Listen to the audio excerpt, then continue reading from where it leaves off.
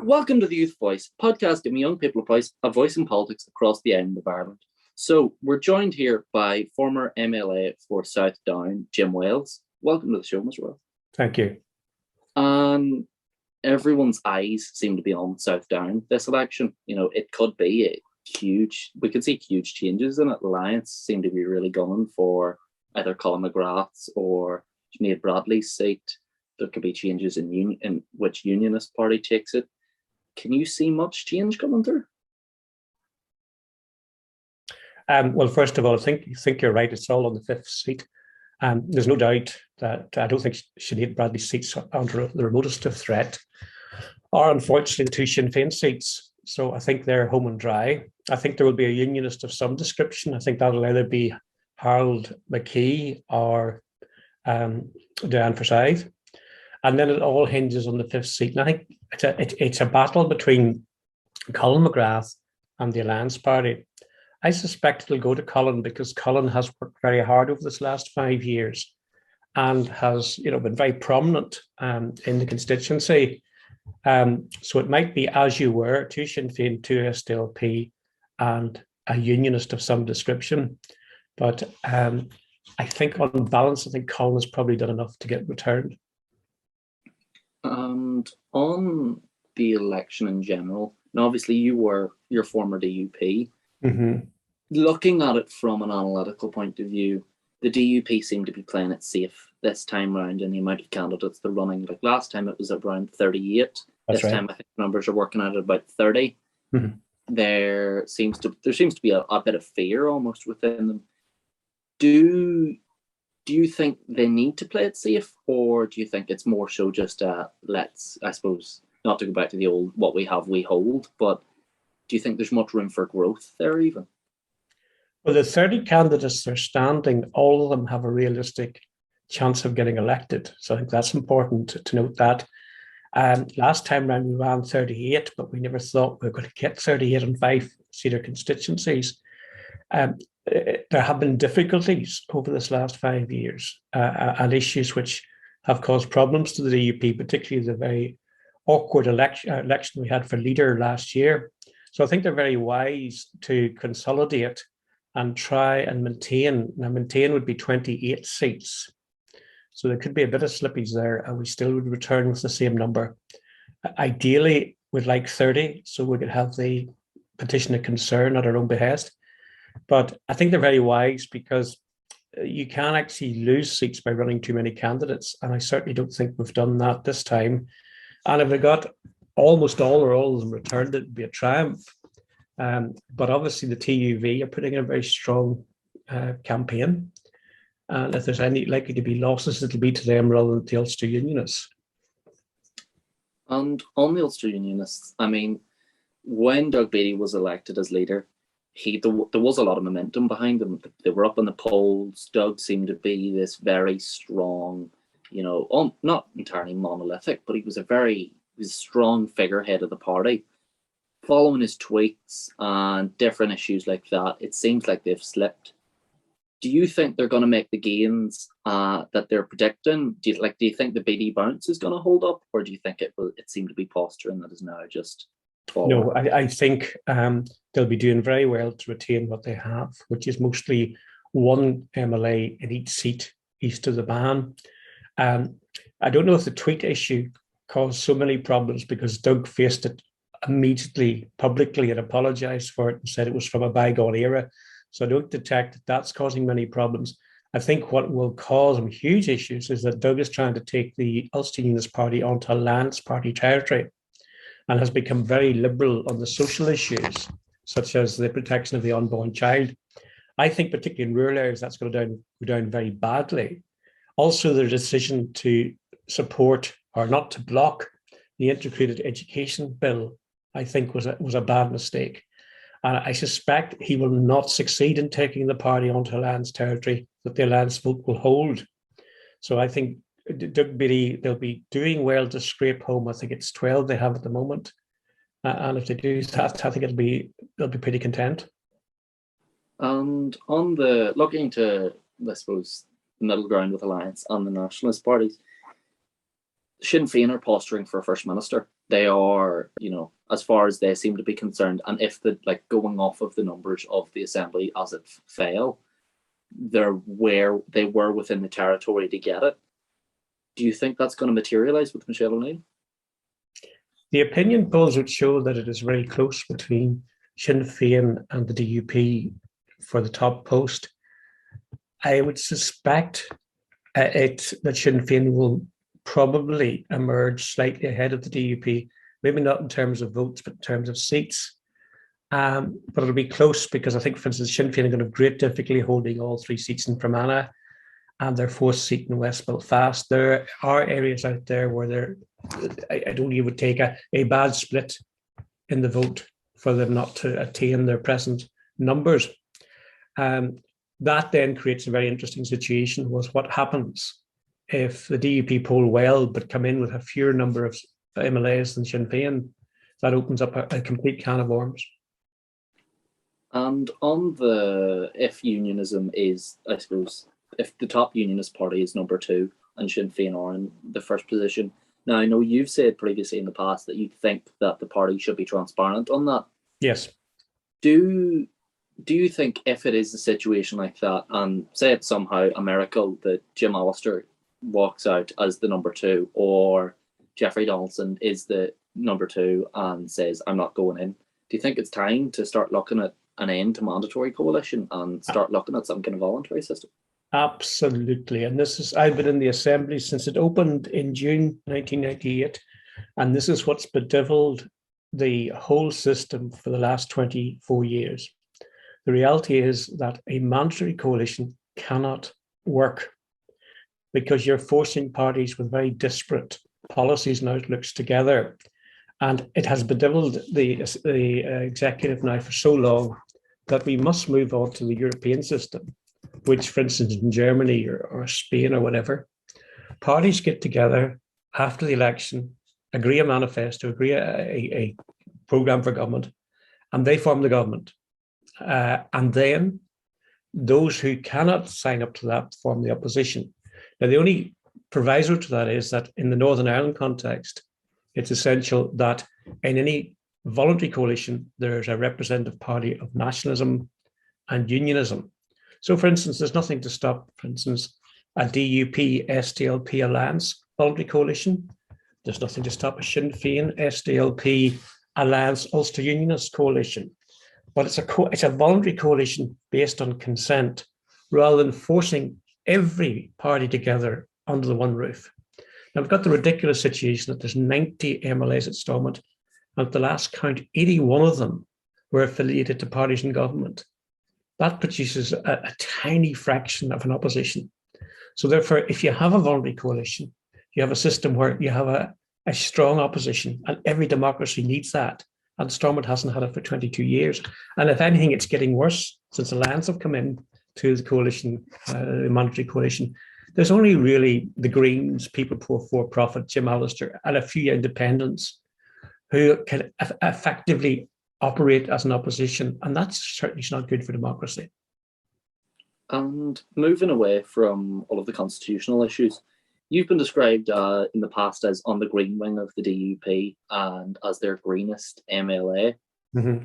In terms of climate change, do you think we are going to start to see change on how we go about life in Northern Ireland? And do you think how important is it that we start to see something like that in order to combat climate change? Well, the Assembly uniquely in the European context, when you adopted the climate change bill a few weeks ago, there was two bills, one from Edmund Poots and one from Claire Bailey. I voted for the Claire Bailey bill. I voted for mandatory carbon limits to be set, very strict limits, because frankly, it doesn't matter if you're a unionist or a nationalist. If your environment is declining rapidly as a result of climate change, you've got nothing left to fight over. So I got a lot of criticism for that, but I did. I voted for strong controls on carbon and methane. Now, what happened subsequent to that was there's a very large lobby by the Farmers Union. And as a result, there was a reduction in the methane targets. So therefore, the bill that we have is nothing like as strong, for instance, as the Irish Republic, Wales, or Scotland. Now, I think we'll rest easy for a short period, because the way that the climate's going globally, I'm afraid it's pretty inevitable that the UK government will be back demanding more of its own citizens and, of course, the UK citizens in Northern Ireland. It's an absolute crisis. There's no planet B. Not only is the latest IPC report indicating that we could be facing 3.5 degrees C increase in 30 years, which would be calamitous. I mean, that's just absolutely wipe out vast areas of the globe. But also, it was shown that at our present rate of consumption, we need 4 planets to sustain our present population. Our problem is we've only got 1. So I'm green in the sense I've been a vegetarian for nearly 40 years. I previously worked in the field, and I suppose people see me somewhat eccentric in believing that climate change is the absolute vital issue for Northern Ireland and the rest of the world. But things I was saying 20 years ago, people are beginning to accept. I think the climate change deniers are getting fewer and fewer. But I don't think we've seen anything like the pain. I'll just finish by saying is that, as someone famously said, you get a bill, or you get legislation to wipe out carbon emissions, then you find some way of getting elected in order to implement that. And I'm afraid there are still many people out there who are not prepared to take the pain that's required to bring carbon and methane emissions under control. And on social issues, you were always very outspoken on them, things like gay marriage, things like abortion. A lot of people find themselves upset at your views, particularly on issues like same-sex marriage. Do you ever look back with any regrets at things like that? None whatsoever. None whatsoever. People can criticize me, but I'm one of these strange people who believes that it's not right to kill the unborn child in the womb. I believe that, for instance, our very strict legislation has saved the lives of 100,000 people in Northern Ireland who would have been aborted had we had the 67 Act in this part of the UK. The irony is, of course, some of those 100,000 are out campaigning for abortion on demand. I will never change my stance on the protection of the unborn child. I believe a child is born at conception. That's the start of life. And I believe the child should be protected. When I was health minister, I had 6 married couples, all seeking to adopt any unwanted babies in Northern Ireland, but they couldn't get them. So there's loving homes for all of these children. And the option of killing a perfectly healthy baby is totally unacceptable to me. And frankly, I don't care if people vote for me or not. That is my view, and I'll hold to it. Secondly, I believe that marriage is between one man and one woman, and a fundamental building block of society. If we undermine marriage, we undermine society. And all the evidence would indicate that the outcomes for children are best in a loving, monogamous, heterosexual relationship. And again, I have no fear about saying that. And in all my time in South Down, I've never met a unionist who said they wouldn't vote for me because of those views. And there may be 10 or 15,000 people in South Down who agree with me, not the majority, but who do agree with me on those issues. And they deserve a voice. And I hope during the last 24 years, I've given them that voice. And you have said you're not standing again. Is this the end of Jim Wells in politics? Or could we see, possibly commentary, anything, will we see more of you? I think, unfortunately, and much to my regret, it's the end of Jim Wells in elected politics. Now, over this last 3 or 4 years, I have done a huge amount of media work. Indeed, the day that Arlene Foster resigned, I did 19 interviews in one day, which is a record, maybe a record for anybody, never name an obscure backbencher at Stormont. I have an invitation to speak on the Nolan Show tomorrow morning on the Ukraine crisis. So I enjoy that, and I'd like to continue to do it if the opportunity arises. I also do election monitoring in various parts of the world where teams are sent out to see if an election is free and fair. I've been very fortunate to get to South Africa, the Bahamas, and the Guernsey to cover elections there. I'm actually meeting the team that's coming over to Northern Ireland to cover our elections in a couple of weeks' time. So I want to do that, but As far as there any way back in elected politics, it's looking highly unlikely that will happen. And so therefore my 27 years, I'll have to call it a day.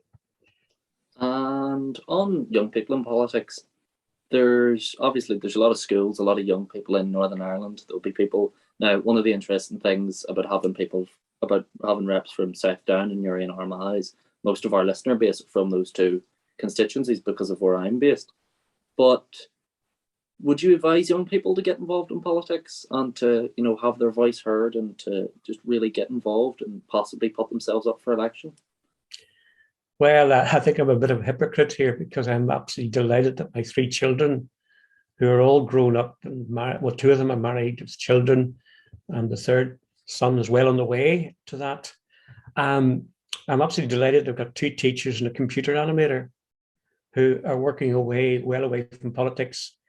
I say to people, yes, by all means, get involved, but it can be very, very brutal and difficult. And I've had some desperately difficult experiences over the last 27 years, some very good ones, but some awful ones. Remember, your life is poured all over by the media. So if you do something silly or stupid, it'll be immediately caught out by a newspaper or radio station. And it can take an enormous toll on your family life. So I would say to folk, I'd warn them what's ahead of them. But if they feel that they have, an interest and an ability, by all means do so, but be prepared for the bear traps, which are being set on a daily basis for most politicians. And finally, any last predictions for the election? Anything possibly that you could see where they're wonderful that no one has commented on, or just any words of wisdom on it? We often get this call, oh, this is going to be different. People are no longer going to vote for the tribal political parties, that there's going to be a major change. My predictions are as follows. The DUP will not do as badly as people predict. The DUP will still be the largest unionist party. I believe the Ulster Unionists will go nowhere. I think the surprise in the election will be the TUV will certainly gain votes. I don't know whether that will be reflected in seats. SDLP will tread water, and Sinn Féin will improve slightly. But I think it will be very much as you were, with perhaps a slightly bigger TUV numbers. I was asked to predict the numbers. I would say Sinn Féin 25, DUP 24, Ulster Unionists 11, SDLP 11, Alliance 10, and TUV 3. I think that roughly is the sort of numbers that I'm thinking. So keep this in the archives. It'll just be very interesting to see if what I'm saying is correct. But I did actually get the Scottish referendum right down to 0.5%. I predicted the 4 constituencies that would vote to leave. And if you go back onto my Twitter feed, you can actually see my prediction the day before the count. If I really knew what I was saying was accurate, it'd be down to the bookies, but I'm not that confident. But I think the DUP will hold a stronger position than people believe in very, very tough conditions. It could even be a tie, and that'll be fascinating to see what happens then. A tie of, say, 25 each. That could easily happen. But do not expect any great strides from the Ulster Unionists, and the Alliance will gain, but not be, it will still be the third or fourth biggest party. I think we're going to wrap up there. It's been great to get talking to you, especially with someone with such an experienced background like yourself. So thank you for coming on. No problem at all. And you know where to get me if you need me again. Thank you. To all of our listeners, as always, you can catch us on Twitter at YouthVoiceNI, catch us on Instagram at YouthVoice_NI, and you can read our blog for any of our articles that I've written or any of our guest commentators have written at www.youthvoiceni.com. I've been Dermot Hamill, and I'll see you all next time.